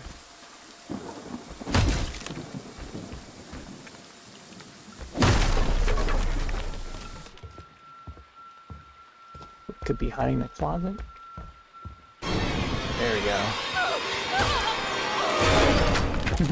Just breaks in there. They deserve to die, Jason. Make them suffer.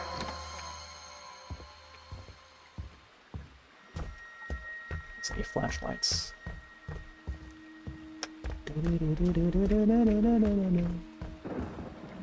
Oh yeah, this is the guy that I shot the knife at.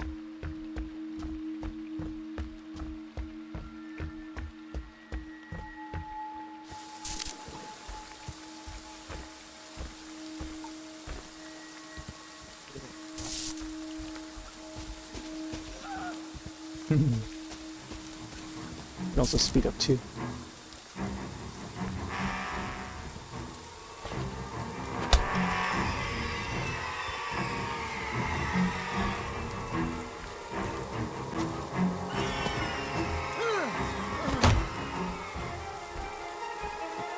Oh, God. Why? Damn it. Ah! He's killing me! Hey, guy has like a shotgun too? They That's shotgun I didn't deserve use. to die. Make them suffer like we did.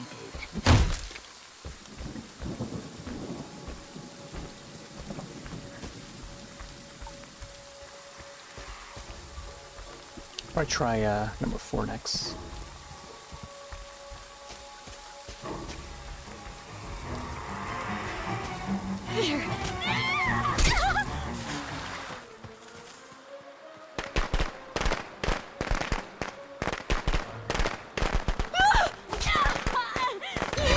There we go. Ooh, a stab? From me, Jason. Don't let Maybe I gotta press the right click again.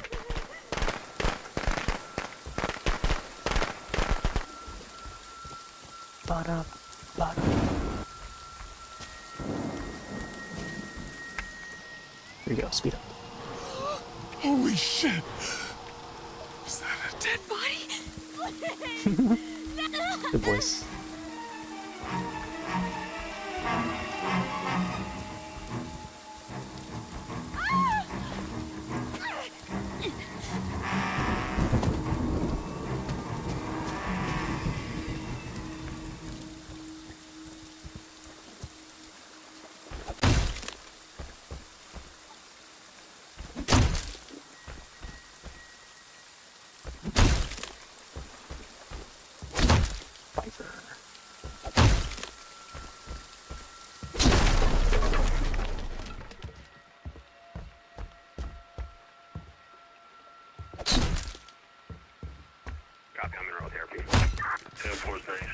Oh, is that what I think it is?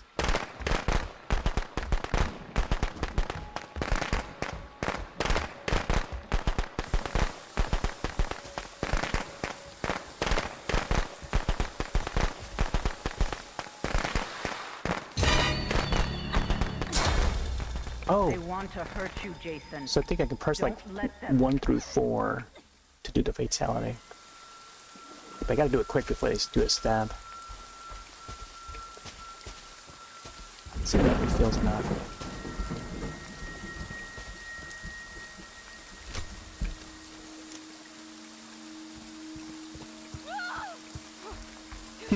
Just jump in there.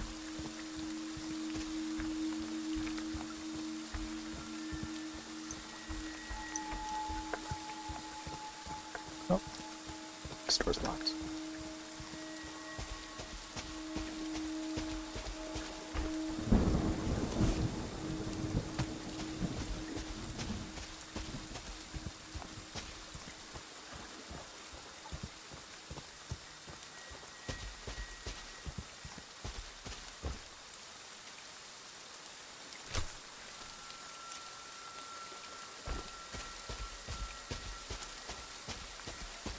Jumping through the cabins.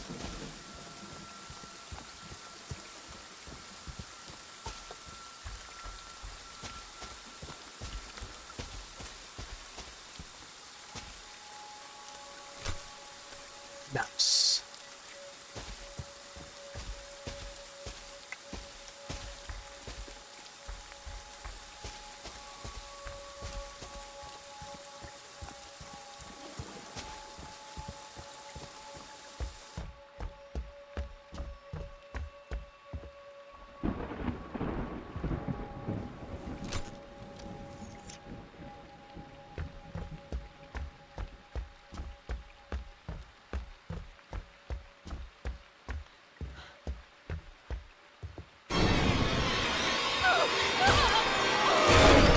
Nice.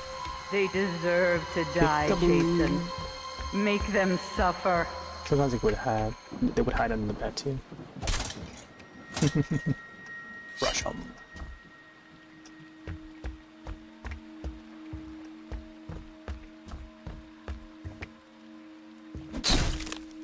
See how it looks when you break a wall here. Where do you set some traps to or something with the R button? Step into my office.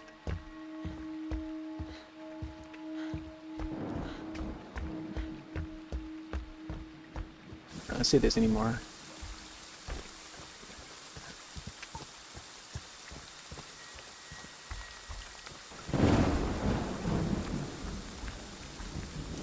Okay. 2 of them are still alive. AJ and Deborah. I thought I already got Deborah. Maybe it was Tiffany that I got.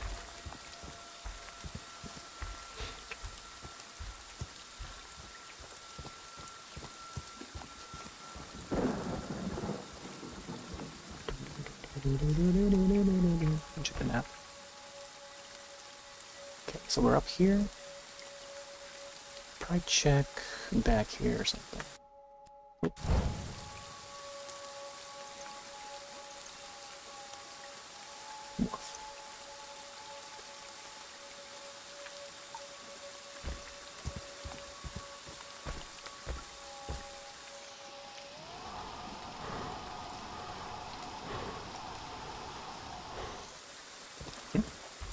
That's quick.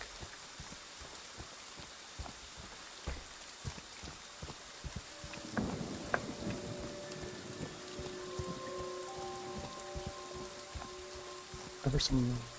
I've seen some circles there.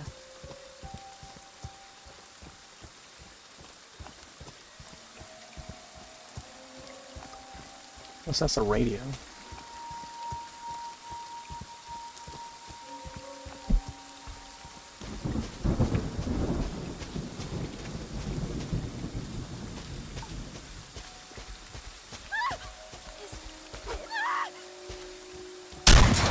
Ooh, Jason, my boy, just active. do you know what your gift is?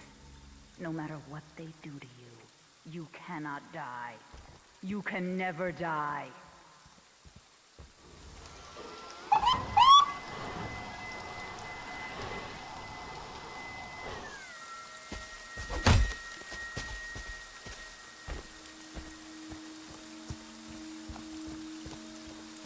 Okay, the rest of them might be back there. Both of senses. That rage.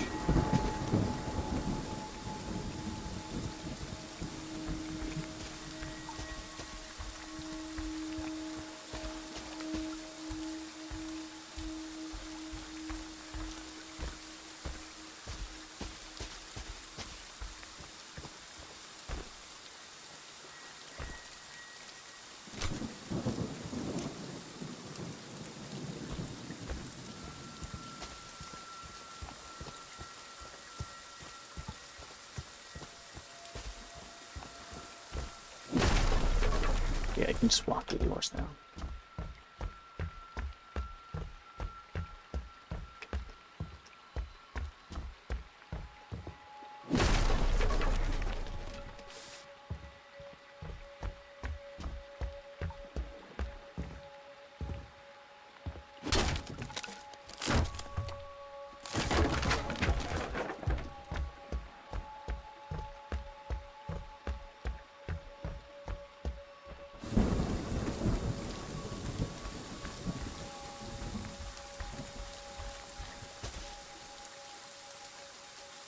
Okay, I think they might be heading down here, down the street, towards the escape.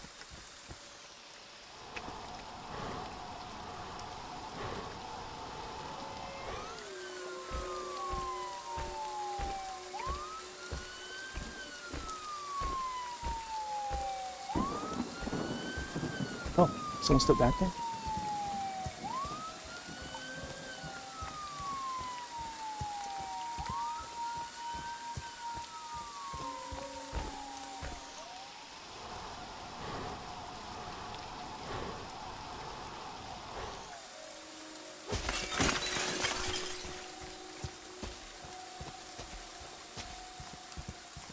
I think you're probably still walking through the house though.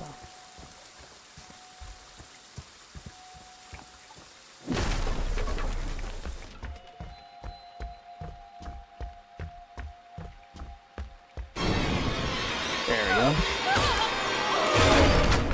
we go. Seeker. Yes. Kill for mother. Here we go. That's my good boy. Mommy has a reward for you. Back Come to the home, shack. sweetie.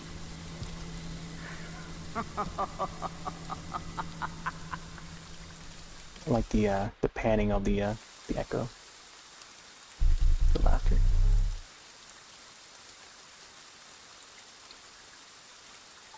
Party Crasher. Get the XP for that. Alright. Yeah, I think I'm supposed to start up Mario Kart, but I'm not sure if I should show the credits or else they may play a song that's like copyrighted. Let me check real quick. Yeah, this is it. If I play that any longer, it would probably pick up as a copyright. So I think I might end here, and then I'll try to swap the HDMI from this PC towards the Switch 2, and then we'll start up some Mario Kart World and do some more some more free roaming. So this may take a little bit, a few minutes break, and then we'll start up. I also need to set the categories on the other page as well. Hey there, Ben.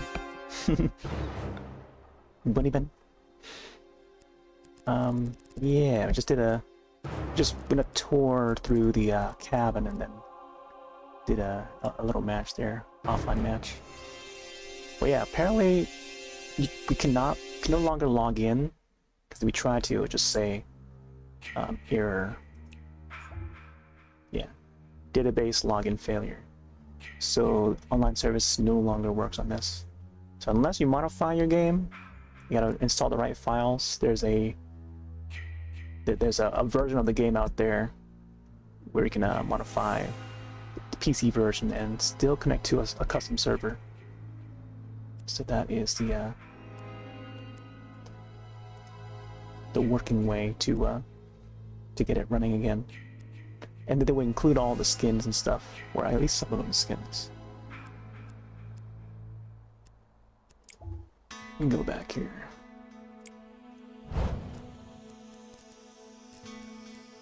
There, go back to title screen.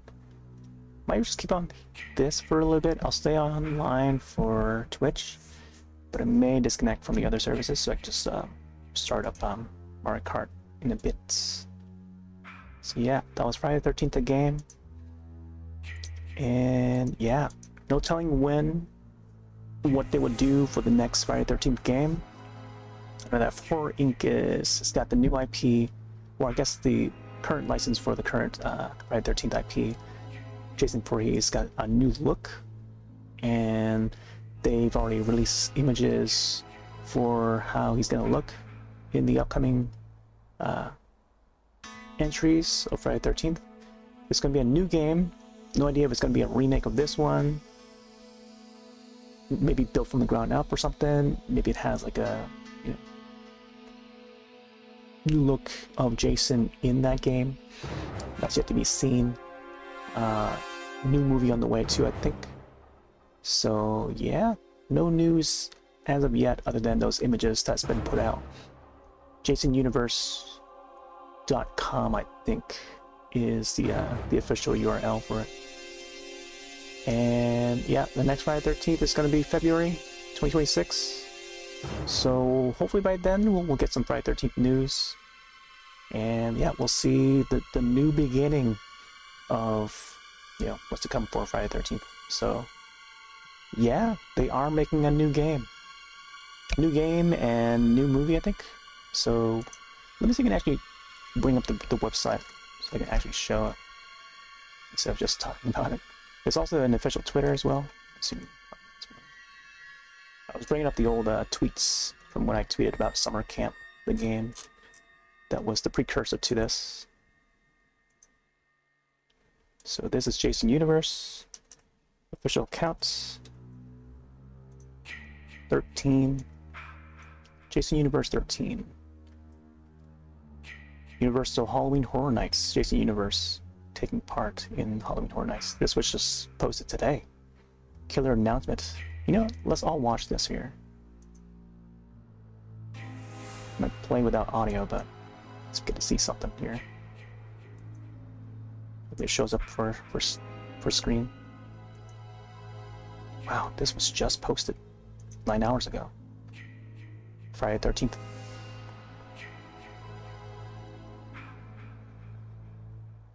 It's a classic Jason mask poster on the side.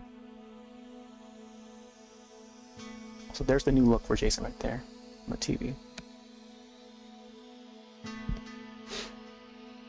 HD TV, by the way. It's not even a tube TV at all.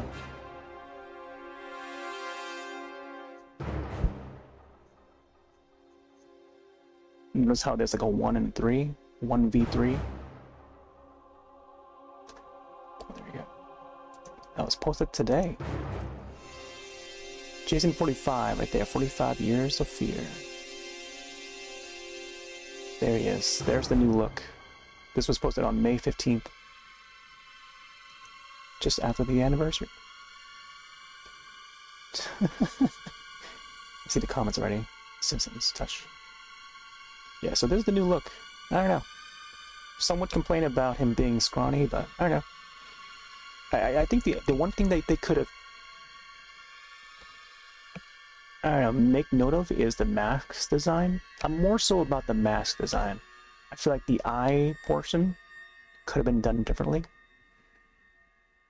I don't know. Design-wise, I feel like the mask should have been. There needs to be something done for the eye portion. I feel, I don't know. Whereas like when you look at the one in the game, you know, the one in the past iteration of Jason right there, it's more rounded. You know what I mean?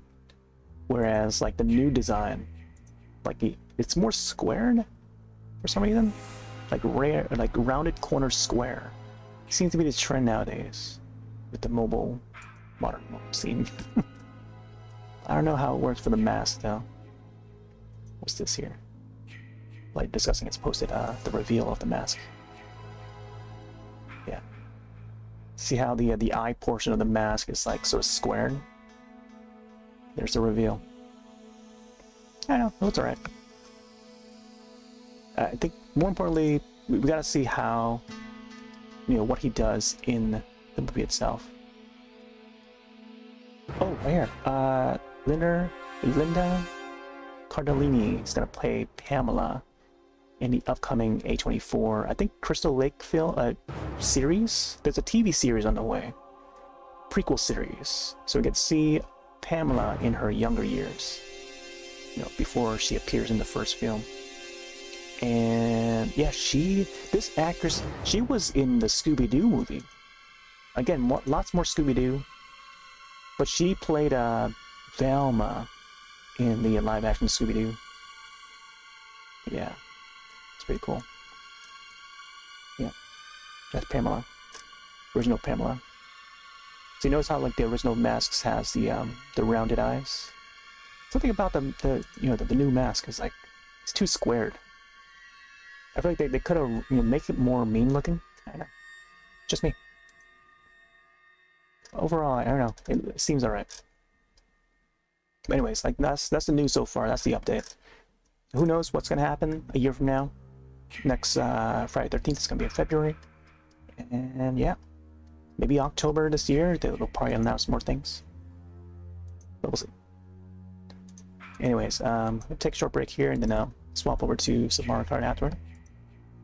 Do some more free roaming. All right, be back in a few.